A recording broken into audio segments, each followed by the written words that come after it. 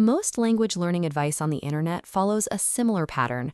Find a tutor, get a language partner, or find a friend willing to speak to you like a toddler until you pick up a few sentences. While effective, that path requires constant human interaction. This is a three-step framework designed to take you from a beginner to a fluent speaker entirely on your own, without the need for a single awkward conversation with a stranger. To begin, you need to select a target language. Spanish, French, or Portuguese are the most accessible for English speakers, and gather two tools: a physical notebook and a smartphone.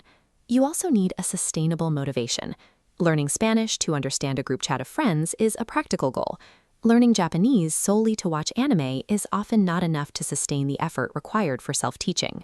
Defining a practical, real-world reason for learning is the only way to push through the friction of a system where you are your only accountability partner. Step 1 is building the foundation. Many learners fall into the trap of app purgatory, spending months on gamified lessons that prioritize streaks over the actual ability to construct a thought.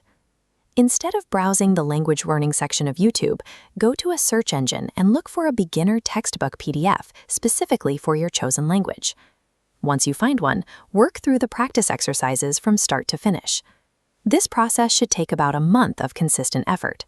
1 month with a textbook yields more progress than 2 years of apps or 12 years of classroom instruction.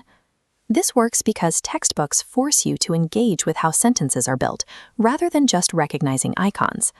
A textbook provides the necessary logic of the language. Without this initial month of formal study, you lack the structural context needed to make sense of anything you hear later. Once the textbook is finished, you move to step 2, training your ear.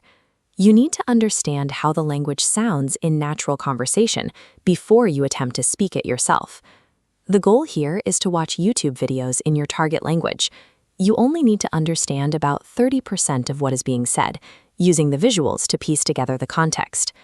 If native speakers are talking too fast for you to follow, add the word easy to your search. This filters for content designed specifically for learners, which uses a more limited vocabulary. Do not turn on English subtitles. This is the point where most people fail. Reading English prevents processing new sounds.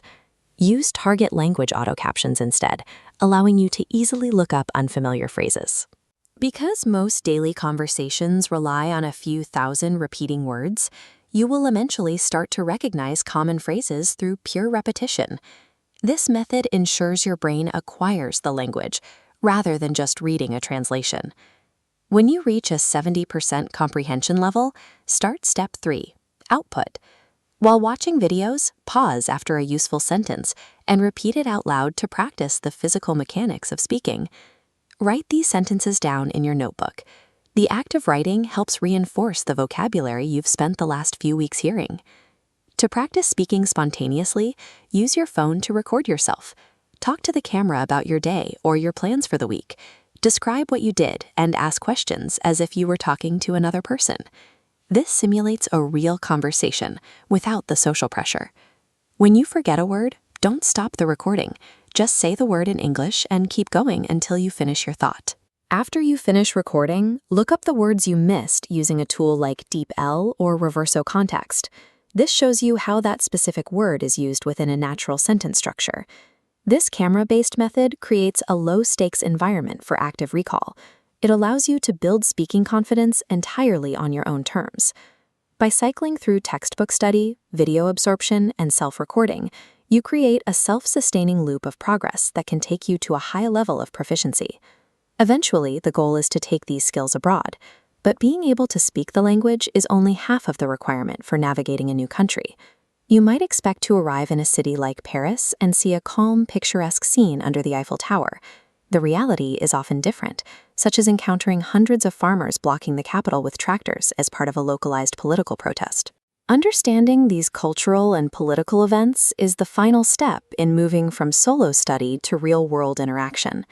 It requires following international media to stay informed about local news and perspectives. While solo study provides the vocabulary to communicate, staying updated on current events ensures you actually understand the environment you are walking into. If you enjoyed this video, please like, share, and subscribe to Simply Actually. Don't forget to turn on the notification bell so you never miss our next video. Thanks for watching.